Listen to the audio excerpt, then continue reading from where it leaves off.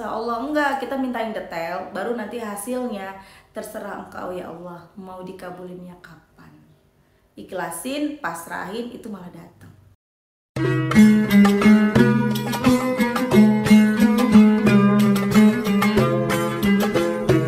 Bismillahirrahmanirrahim. Alhamdulillahirabbil alamin. Allahumma sholli ala sayyidina Muhammad wa ala ali sayyidina Muhammad. Assalamualaikum warahmatullahi wabarakatuh. Halo teman-teman, apa kabar? Mudah-mudahan teman-teman selalu dalam lindungan Allah Subhanahu wa taala. Amin ya rabbal alamin.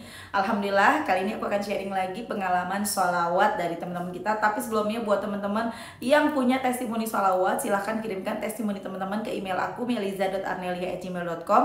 Kalau bingung cara kirim email gimana, ini caranya.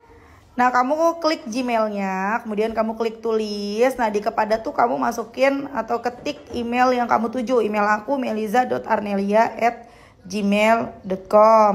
Kalau udah, kamu ketik di bagian subjek itu judulnya testimoni, atau dikosongin juga boleh. Nah, ditulis email baru kamu ketik testimoninya. Di situ bisa kirim panjang kayak apa juga bisa. Jadi jangan ngetiknya di subjek ya, karena banyak yang kirimnya di subjek, akhirnya kepotong-potong testimoninya gitu. Gampang kan teman-teman? Kalau udah, kalian klik bagian kanan atas tuh yang warna biru, ada panah ke samping kanan gitu, ada gambar panah ke kanan gitu, itu diklik. Nah, kalau itu diklik itu sudah terkirim, nanti ada notifnya kok terkirim tuh ya kan. Gampang kan? Dan buat teman-teman yang belum punya kedua buku ini, jangan pernah lelah dan nikmati setiap salawat, dan jangan pernah lelah salawat, yakinlah semua akan baik-baik aja. Kedua buku ini buku aku. Kalau teman-teman mau beli, teman-teman bisa ke Gramedia, atau teman-teman bisa hubungin admin, ini nomor WhatsAppnya, atau nanti klik aja linknya di deskripsi box buat yang mau beli di Shopee ya. Yang mau punya tasbih samaan kayak aku, langsung aja ke mm.official1 Instagramnya, atau klik linknya di deskripsi box. Nah, langsung aja aku akan bacain testimoninya ya. Ini dari Mbak Er di Jawa Tengah. Halo Mbak Er. Assalamualaikum Mbak Mel. Waalaikumsalam. Seperti biasa sebut aku Mbak Er dari Jawa Tengah. Ini testimoni ketiga aku Mbak Mel. Mbak Mel, aku mau cerita tentang keajaiban salawat yang aku baca setiap hari. Jadi aku biasa ngamalin salawat munjiat dan salawat Jibril. Munjiatnya 100, salawat Jibrilnya 4444 kali. Tapi beberapa hari ini aku tambahin jadi 1000 kali per hari. Oh, jadi 10.000 kali per hari salawat Jibrilnya ya. Bahkan jika ada hajat yang sangat mendadak, aku baca 1000 kali salawat Jibril untuk satu hajat. Masya Allah Mbak Mel, langsung dikasih sama Allah. Contoh kemarin ya Mbak Mel, aku buat memperpanjang STR tenaga kesehatan, kan harus bayar. Aku belum punya uang. 3 hari setelah itu tiba-tiba kakakku ngasih uang Mbak Mel. Kemudian di awal bulan Rajab ya Mbak Mel, aku tuh kangen banget sama almarhum bapak aku dulu. Kemudian di awal bulan Rajab ya Mbak Mel, aku tuh kangen banget sama almarhum bapak aku dulu. Bapak aku meninggal saat aku usia kurang lebih 4 tahun. Dan selama kurang lebih 21 tahun aku jarang banget dimimpiin bapakku. Dan pas banget di awal bulan Rajab, aku dimimpiin bapak aku, Masya Allah. Dimimpiin, dipeluk, dan aku mencium pipi bapakku, dan itu terasa bau wangi ya Allah. Dan sampai kebangun buat sholat tahajud dan berterima kasih sama Allah Mbak. Masya Allah, bagus banget mimpinya.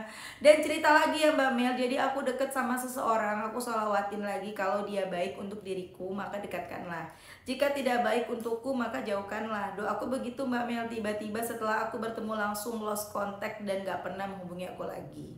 Terus ya Mbak Mel, aku udah nganggur selama kurang lebih setahun, udah usaha juga melamar pekerjaan kesana kesini, sampai ada suatu hari aku dapet tes buat kerja tapi jauh banget dari rumah. Jadi aku nggak ambil, soalnya aku bingung kalau kerja jauh nggak ada yang bantuin ibuku buat pesanan catering, dan aku juga terkendala transportasi karena belum punya motor. Beberapa hari ini aku overthinking kalau mau tidur. Jam 9 sampai jam 11 adalah jam rawan OVT Mbak. Jadi setiap aku mau tidur itu aku selalu dengerin YouTube Mbak Mel. Yang tadinya aku dengerin setiap pagi, sekarang beralih jadi setiap malam mau tidur. Selain itu aku juga dengerin ceramah dari ustadz-ustadz di YouTube, dan dengerin salawat dari Habib Syekh, dan itu berasa jadi obat Mbak, dan bisa tidur dengan pulas.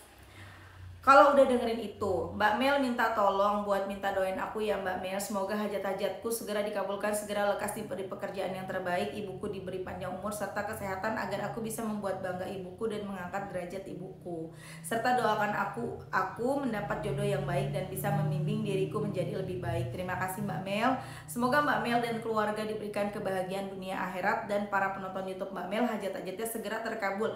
Maaf ya Mbak Mel kalau ceritanya terlalu panjang. Masya Allah, itu tadi kisah dari Mbak R di Jawa Tengah. Ya, aku ingat Mbak R pernah kasih testimoni udah dapat kerjaan tapi jauh, jadi nggak boleh sama ibunya ya Mbak, yang ibunya punya catering.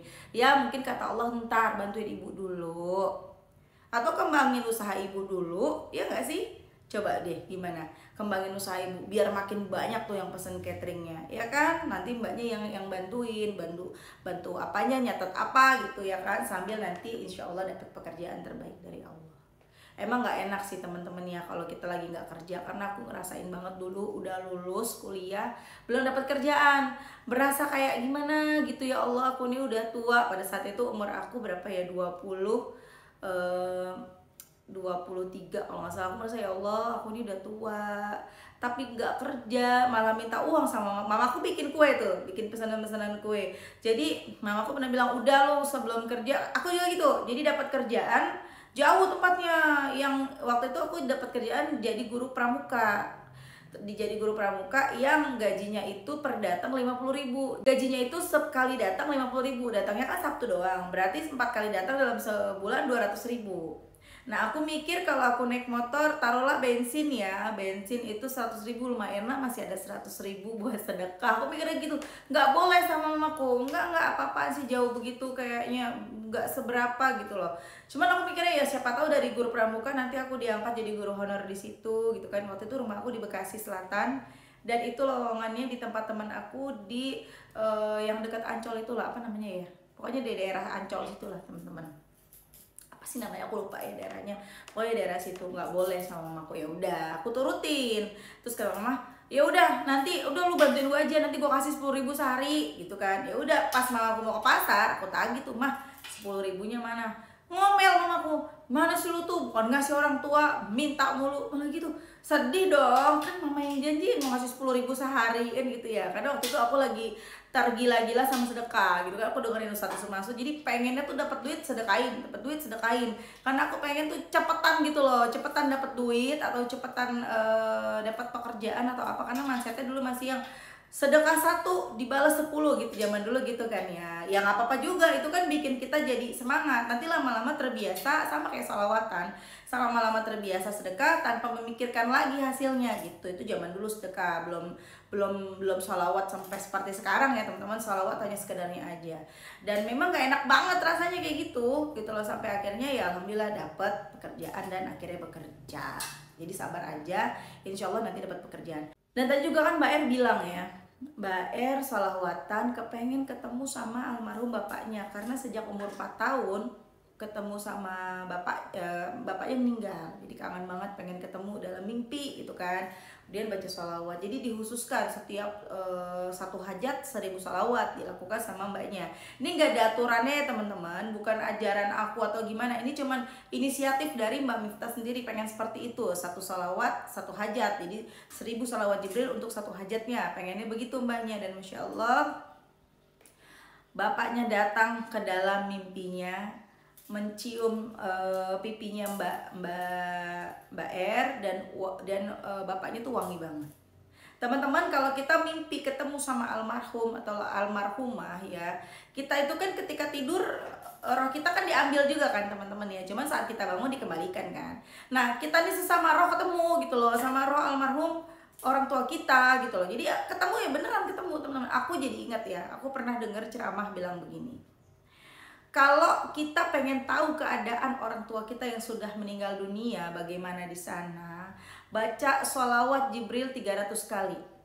Jadi memang ini 300 kali dirutini setiap hari selama 40 hari. Memang untuk beliau gitu loh yang sudah meninggal, untuk almarhum. Baca 300 kali. Sekali duduk ya teman-teman, jangan dicicil ya. Sekali duduk sallallahu alaihi Muhammad sallallahu alaihi Muhammad sampai 300 kali. Selama 40 hari ya, seingat aku gitu, selama 40 hari, dan kita akan tahu, dia akan datang ke mimpi kita dan kita akan tahu keadaan dia. Karena dalam ceramah itu aku lupa ya, Habib yang ngajarin juga ya, Habib yang aku tonton itu bilang begini, nanti datang dan bilang makasih ya sholawatnya gitu teman-teman. Cobain deh 300 kali setiap hari, memang dikhususkan untuk pengen ketemu, pengen tahu keadaan orang tuaku nih bagaimana nih gitu loh. Coba deh ya, Masya Allah banget deh, the power of salawat. Mbaknya juga minta yang terbaik sama Allah, jodoh terbaik. Ya Allah tunjukkan, lagi deket nih sama cowok nih. Kalau memang dia yang terbaik buat saya, dekatkan. Kalau memang bukan yang terbaik, jauhkan. Benar, sekali ketemu, nggak ketemu-ketemu lagi, dia menghilang terusnya. Memang bukan yang terbaik, tapi Masya Allah berkah dari ngamalin sholawat setiap hari istiqomah. Mbak R nggak kecewa, nggak marah, nggak protes, ya Allah udah sholawatan kok malah nggak jadi sama dia, enggak, malah bersyukur. Oh berarti dia bukan yang terbaik.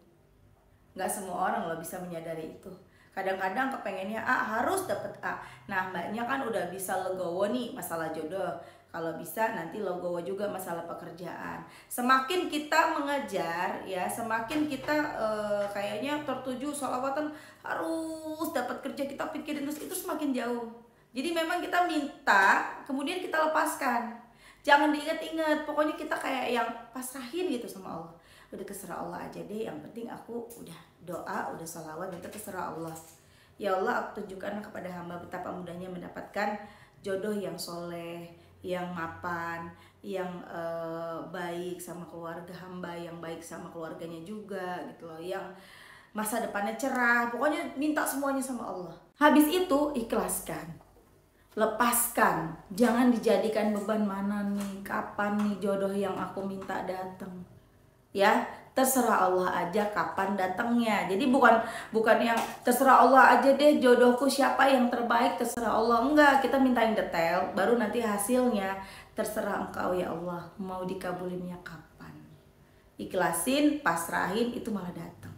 Tapi semakin kita nungguin, semakin kita kayak yang ngejar, ngoyo, ngotot banget gitu ya akan kehadiran dia gitu, itu kayaknya semakin jauh gitu loh teman-teman.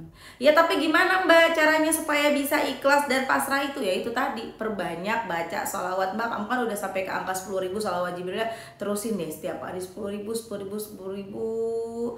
Pokoknya terserah Allah dikabulkannya kapan, apa dulu doa yang dikabulkan, insya Allah nanti Mbaknya ngerasain sendiri deh nikmatnya bersolawat. Makanya seperti judul bukunya, jangan pernah lelah, ada nikmat di setiap solawat.